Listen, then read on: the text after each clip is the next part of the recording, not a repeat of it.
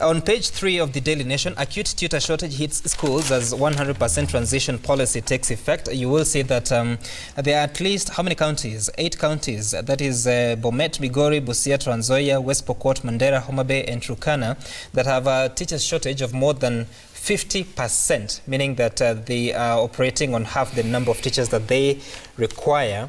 And of course, the Teacher Service Commission has been on a drive to hire new teachers, looking for resources to do that. And there's a report here titled National Staffing Position in Post-Primary Schools, which gives figures as at November last year and reveals that secondary schools across the country have a shortfall of about 57,000 teachers. And the TSC, at the same time, the country says the country required at least 136,000 teachers, but only 77,000 were on duty, serving about 2.5 million students in the 8,400 secondary schools. Kupet rejects proposal to hire teachers on contract. There was a proposal that there's a shortage of 80,000, and the Teacher Service Commission was looking on how to reduce the, to improve the teacher-pupil ratio. And there are some 5,000 positions that were recently advertised for contract basis, but now they are rejecting it. So I'm just wondering, we are very committed on achieving 100% transition in the schools, but we still have this shortfall. Some counties going more than 50%. We're looking for resources, but still we don't have them. Thank you very much. I think the policy of 100% transition is a wonderful idea. And it's in line with the SDGs, the Sustainable Development Goals, in terms of universal education, basic education. It's a wonderful idea, but it comes with resources. Yes. In this country, I used to be in the budget committee, and you find that education actually takes the highest in terms of recurrent expenditure. And the literacy level now in this country must be around, I think we're doing around 82% compared to the top ones. We are doing 99 other countries. So this transition policy is a wonderful one. But now it should come with resource allocation. The unfortunate thing is when you look at the resource allocation, it is not in tandem with that 100% transition. So when you go to our school, it is true, we really have a shortage of teachers. This is training to the TSC. In fact, there was a time they had put a policy that you can't start a new school. In my constituency, for instance, I've put the policy of every primary must have a secondary school. And this will enhance when it comes to the 100% transition. But the Minister of Education is saying, no, we can't have more schools because they don't have the teachers. So to me, my request to Kupet is this. You know, they are there for the welfare of the teachers. Because we have a shortage, and if the government has put a policy in place to handle this shortage of having teachers on contract, it is not bad. These are the best practices. These are the best practices, human resource practices in other jurisdictions, whereby when you put someone on contract, it's like when you have been employed, you're on probation. So when an employment chance arises, that person is given a priority. So we are calling upon the unions. Yes, they are there for the sake and the welfare of the teachers. But because we have a shortage of the teachers, for the short-term benefit, short-term strategy, they should accept the issue of having teachers on contract. Right now, we have so many graduates who are just wallowing. There's no employment.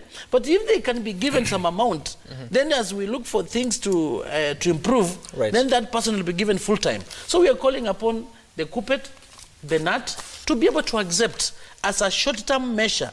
But the government should not look into this strategy and maybe renegade on the issues that the CBS that they already agreed with their respective unions.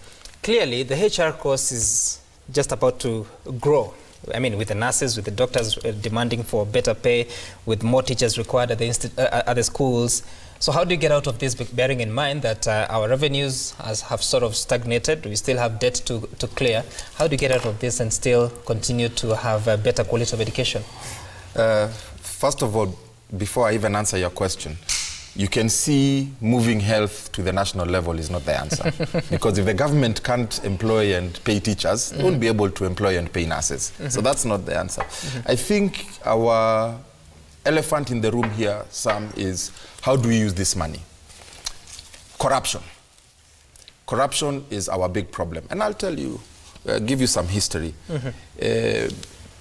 Pre-2002, this country's revenue was about 250 billion shillings. That's what the retired President Moi left us collecting, okay? We had teachers, we had doctors, and things were running. People used to be paid their salaries. The civil service. President Moi or President Kibaki? President Moi, pre-2002, about 250, you know. President Kibaki came and raised that to almost 700, 800 billion shillings. Billion, okay, he did it times 4, all right? Our system still worked. In fact, we're able to build roads without loans. Thika Road was built without big loans. You're able to build bypasses throughout the entire country. You're able to get implementation of Vision 2030 to some point because of that revenue. And things still worked.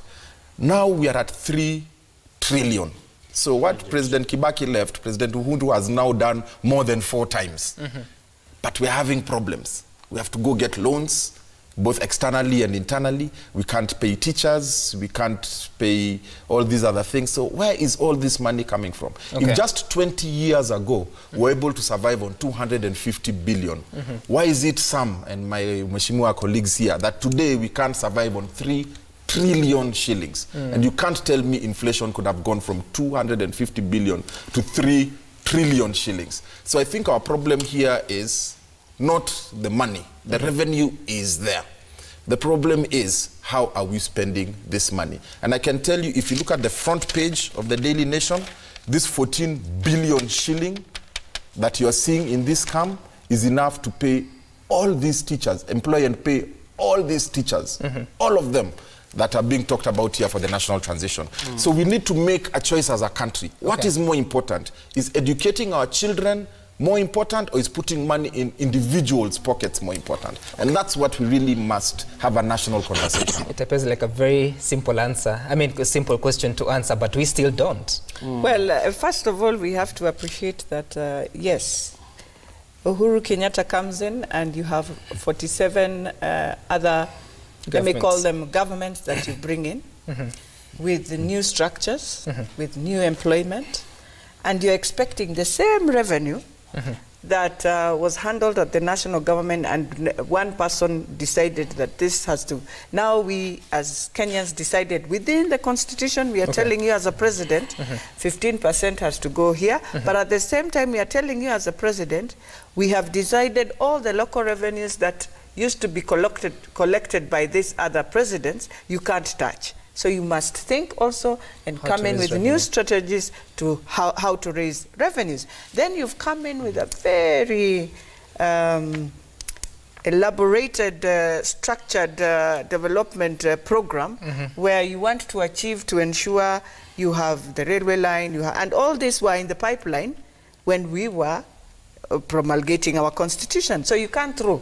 It was among what we are calling the 2030 vision for the country.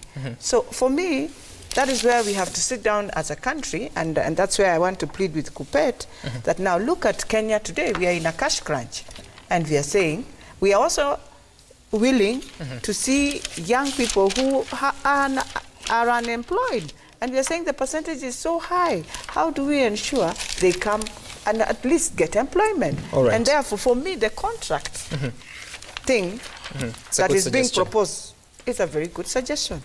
As Chris says, that it should be a short term, I agree, yes, but also let us not, because I have seen the other challenge we face as a country is that when we now decide permanent and pensionable employment, Kenyans have taken advantage. You know, we also have to tell ourselves that some of this culture we have inculcated in ourselves, the attitude of saying I'm pensionable, and therefore I will do things the way I want. After all, Mheshimiwa Chris, Mheshimiwa Governor, you'll come and leave them.